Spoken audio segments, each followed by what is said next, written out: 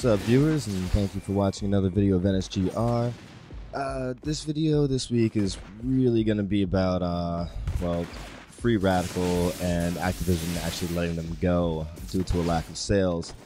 With the new release, Prototype 2, I personally thought it was a great game, but we're going to get into that later. For right now, we're going to talk about InFamous 2 and how it compares to Prototype 2, and this is all on my personal opinion, so don't hate me for it. But I mean, yeah, InFamous 2 was a great game, don't get me wrong.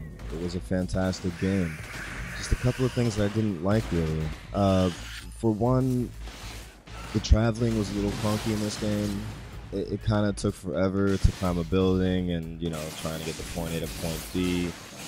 Just the fact that, it wasn't as quick. I mean, if you want to compare the building scaling and all that to, say, I don't know, Assassin's Creed makes it really, really quick and easy and makes it look phenomenal when you climb a building. In this, it's sketchy, it doesn't really, go well together. Everything is kind of slow pace when it comes to climbing. But once you get up to the top of the buildings and you're able to use the tightrope system where you can actually do like a static glide across everything, then that's when everything starts to pick up and you're able to get point A to point B quickly. But if you don't have that, it's gonna suck.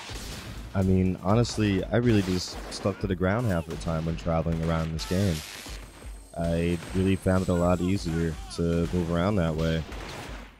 And coming to the second thing that I really did not like in this game was just the combat system in general. I mean, the powers over, an extended period of time got kind of repetitive. The main things I really used, are lightning bolts, static grenades, and occasionally I would use the, the static push, of course. But, other than that, it was just completely repetitive. It was over and over again, and it got really boring after a while.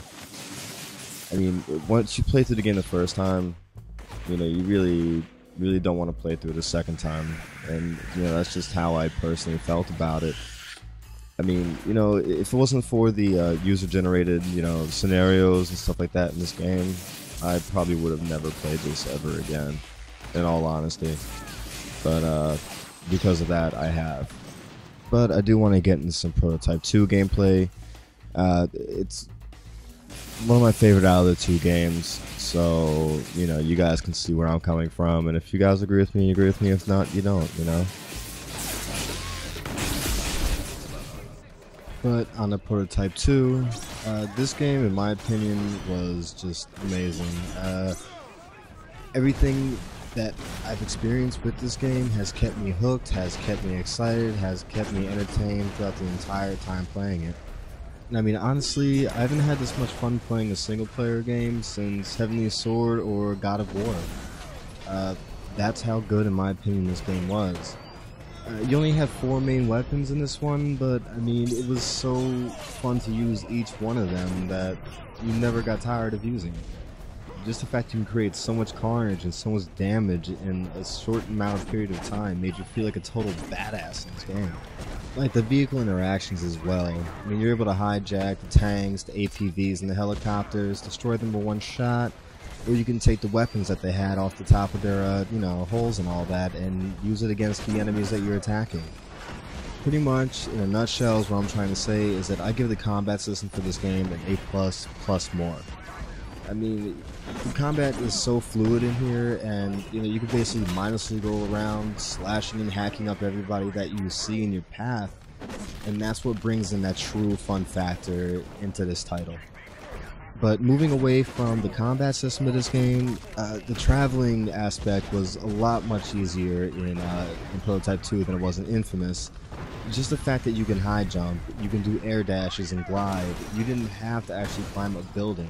I mean, here you could run up a building and scale it within seconds, rather than having to, climb constantly to get to the top of the building or a rooftop, and then having to do the same thing over and over again. That's what made it so repetitive.